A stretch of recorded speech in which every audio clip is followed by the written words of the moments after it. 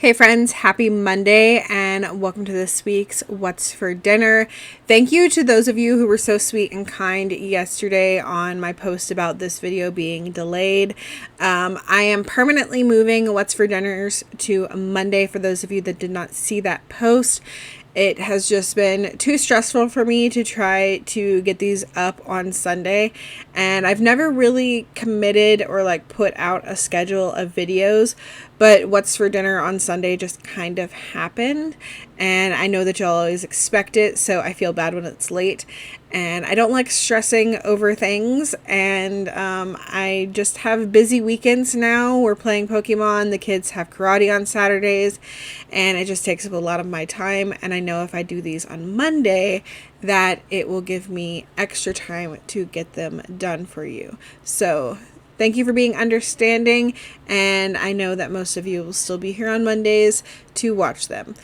Now, let's go ahead and get into this week's What's for Dinner.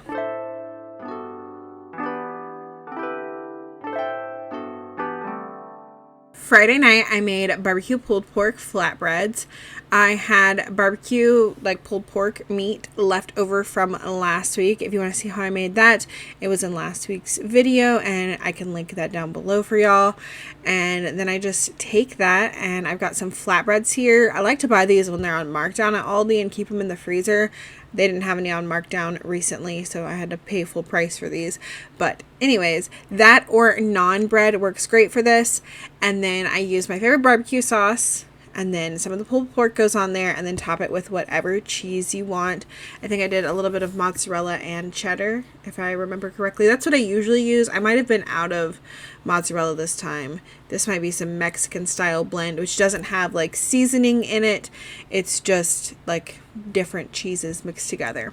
And then I put it in the oven on 400 for about 15 minutes and served it up with a salad for those of us that like salad, and of course just some fresh veggies for Lily. We're skipping right over Saturday because I did not get any pictures Saturday. We were at a family member's pool party for their 60th birthday, and we had Chick-fil-A chicken nuggets and mac and cheese and Chick-fil-A wraps and just had fun. So Sunday we had cheddar crusted pork chops. This was a new recipe and it turned out delicious. Here in a large shallow bowl, I'm going to start by mixing together 1.5 cups of panko breadcrumbs along with some garlic powder and onion salt and salt and pepper and paprika, and then 1.5 cups of some shredded cheddar cheese. I'm going to mix that together really well. And then in my second bowl, I'm going to mix together about 2 teaspoons of yellow mustard and 2 large eggs. I'm going to whisk that together really well. Then I have about some 1/2-inch thick pork chops here. The recipe called for 4 1-inch thick ones, but I prefer thinner ones, so that's what I got. And I'm taking them and I'm dipping them in the egg mixture and then coating them really well with that breadcrumb and cheese mixture, and then putting them on an oil greased sheet pan. And then I'm preheating my oven to 425. Then we've got some potatoes here. This recipe also calls for some green beans, but we don't like fresh green beans here. But if you do like those, I will have the video or the recipe linked down below. But I am taking some little nibbles potatoes. They're so small you don't even have to cut them. But I put them on a separate greased sheet pan, and then I am coating them with some Italian dressing. I did about 1/2 cup of Italian dressing, and then I also sprinkled them with some salt and pepper. And then I got all of this in my oven on 425, and I put it in there for 10 minutes, and then I took it out, tossed the potatoes and flipped over the pork chops, and then put them back in there for about another 15 minutes. Then when they came out, I just served it with some green beans on the side. I did canned green beans because that's what we like. And these pork chops were so delicious. They were crispy and so good. We loved them. I will definitely make them again. As well as the potatoes, I really liked the Italian dressing on there. This was the Aldi version of the Olive Garden dressing, and it was so good on the potatoes. Everybody loved it. Even Lily, who doesn't really like dressing, she likes it when it's cooked on stuff like chicken, and she loved the potatoes. She tried them, and I was like, do you like the potatoes? And she was like, yes, they're so good. And I was like, there's Italian dressing on there. And she was like, oh, what? But we all loved them. Monday, I pulled out my Cuisinart griddler and made some paninis. I made some tomato and bacon paninis for those of us that like tomato, which is everybody but Elijah. So Elijah just had like basically bacon and cheese. So I'm making Andy's here. I'm doing some Colby Jack, bacon, and then I'm topping that with some tomato and then some more cheese. And then I almost forgot to put mustard on the other side of our bread. We are doing some stone ground mustard, very good. And then I've got my little griddler here, put the sandwiches on there, and then I'm showing you the mustard on the top piece of bread. And I did butter this bread as well, and then I just close up the griddler and I let this cook for about 5-ish minutes. Just kept an eye on it and make sure I didn't burn it, but everything got nice and melty and gooey and delicious. And those of us that like salad had salad with this, and Lily just had some fresh veggies on the side of hers. Tuesday night, we pretty much just had spaghetti, but I didn't want spaghetti noodles. I wanted penne pasta. My family would want spaghetti literally every week if I let them, but I just wasn't feeling that style of noodle, so I went with some penne pasta instead. Made some meat sauce with marinara, and then I steamed some broccoli and served it with some Parmesan cheese on top, and then I used our last box of these cheese stuffed breadsticks. Wednesday, I made some shrimp fried rice. So how I make my fried rice will be linked down below. I've shared that many times, and it's the same way every single time.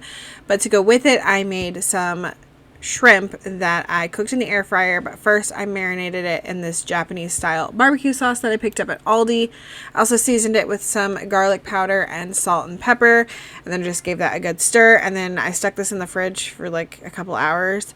And then when I was ready to cook it, I put it on my air fryer basket that I lined with aluminum foil, and then stuck this in the air fryer on like 375 for about 10 minutes. And then the shrimp was done, and I just stirred it into the fried rice that I made. It was really quick and easy. While that shrimp was in the air fryer, I was able to make the fried rice in that amount of time. My fried rice really doesn't take very long at all. You just need some already cooked cold white rice, and then it's like super quick to come together. But this was delicious. We love this Japanese style barbecue sauce. We've had it on chicken now and shrimp, and I think we did salmon as well. It's really very good. For Thursday night, I pulled out my Cuisinart griddler again to make some grilled chicken. I decided to use it like a George Foreman and grill up some chicken. I have never done this before with chicken. I think I've done it with burgers before. I really want to use my griddler more often. I really love it for like breakfast foods and making like sandwiches, but I like don't really have that many dinner ideas for it. So if you have any ideas of things that I should make for dinner on it, let me know. But I've got some thinly sliced chicken breast here. I bought it thinly sliced, but you can thinly slice it yourself. And I'm seasoning it all over with salt, pepper, garlic powder, paprika, onion salt, and I think that was it, or some garlic and herb seasoning as well.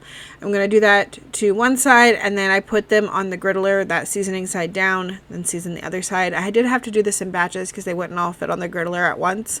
But then I closed it up, let it cook for 5 minutes. I used my thermometer to check the internal temperature, make sure it was done. It was. I removed those and then repeated the process with the other ones. To serve this up, we just had some sandwiches. So I topped the chicken with some cheese and lettuce and tomato and mayonnaise on mine. Elijah had some lettuce on his sandwich. Lily just wanted her tomato on the side. And then we all had our choice of chips on the side. This was a quick and easy dinner for a summer night. And that is going to be it for this week's What's for Dinner. I hope that y'all enjoyed it. If you did, make sure you leave me a thumbs up and let me know down below in the comments if you plan on trying any of the dinners that I made this week. And leave me a smiley face emoji in the comments down there as well, so let me know you made it all the way to the end. Thank you guys for sticking with me with this schedule change. With this schedule change, I'm going to be moving the grocery haul video to Wednesday. So I'll be back on Wednesday with that. I hope y'all have a great week. Bye.